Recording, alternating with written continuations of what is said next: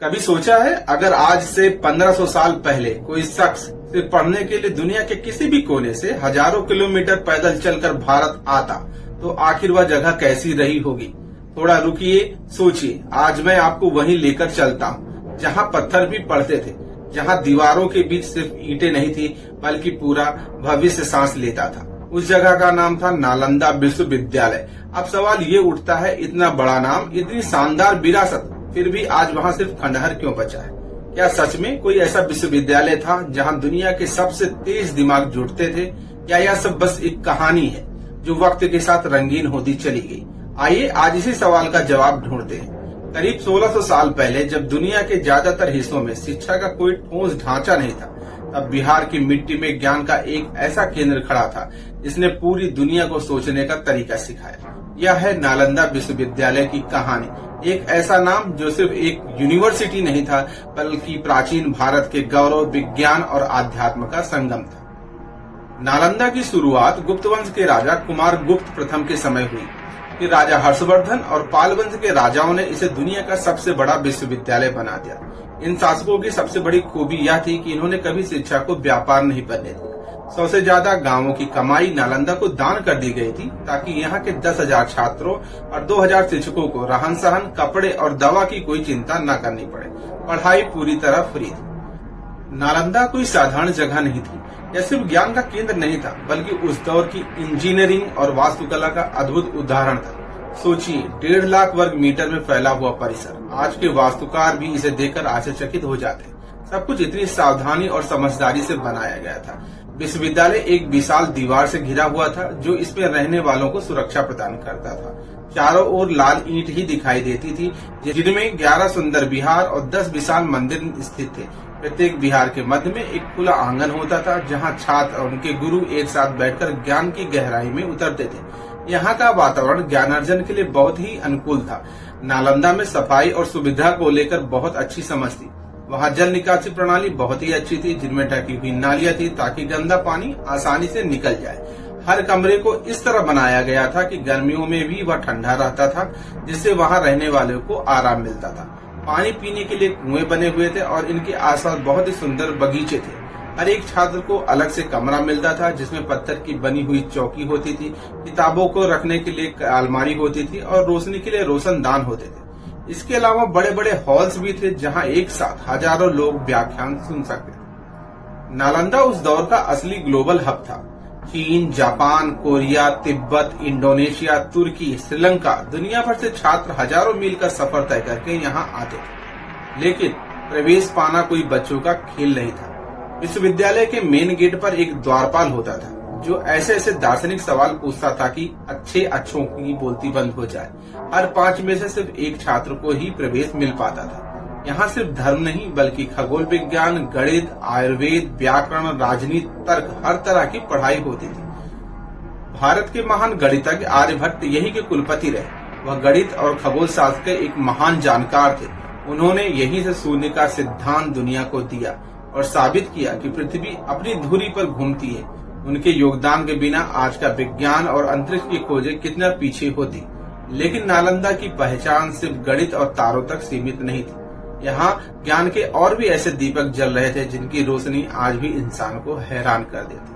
अब बात करते हैं आचार्य नागार्जुन की, जिसे लोग रसायन का जादूगर कहते थे क्योंकि उनकी खोजें और प्रयोग अद्वितीय थी। उन्होंने धातुओं को सोने में बदलने की कोशिश की और उनकी रिसर्च वास्तव में लाजवाब थी।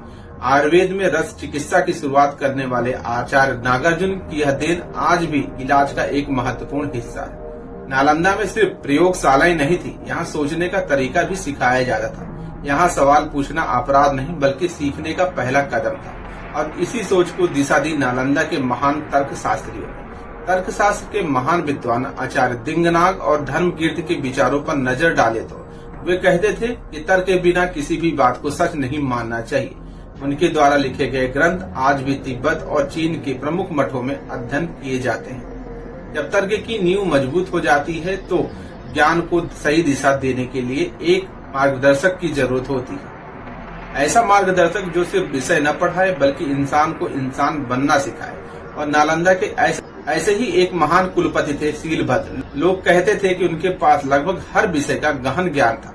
तब चीनी यात्री वेनसांग भारत आया तो उन्होंने सालों तक सीलभद्र के पास बैठकर पढ़ाई की।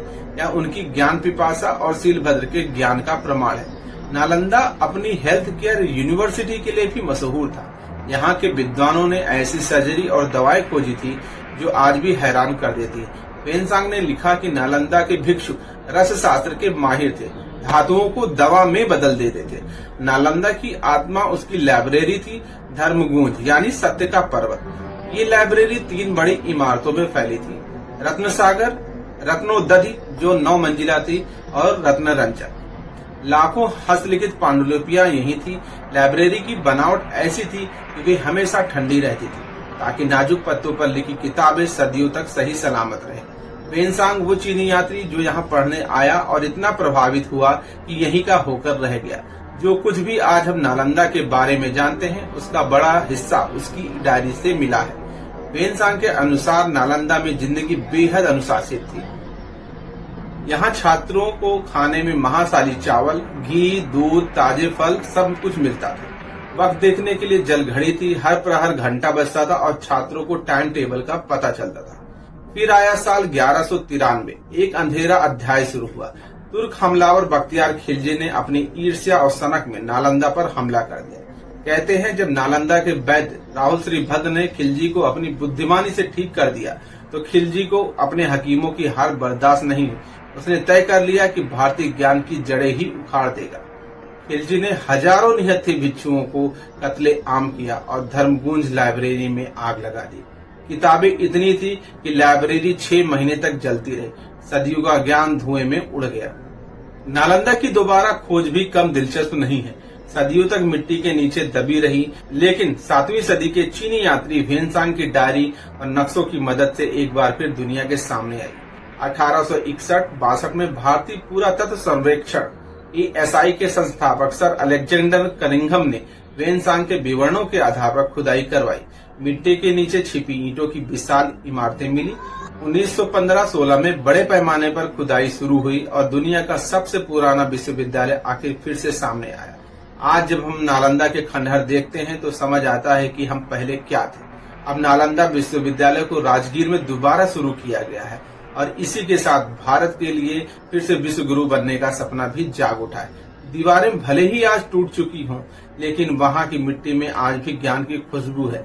ये हमें याद दिलाती है कि पन्ने तो जल सकते हैं लेकिन विचार नहीं। अगर यह वीडियो आपको पसंद आया हो तो वीडियो को लाइक करें, शेयर करें, चैनल को सब्सक्राइब करें और हमें कमेंट में जरूर बताएं आगे हम किस तरह के ऐतिहासिक वीडियो आपके लिए बना सकते हैं। धन्यवाद।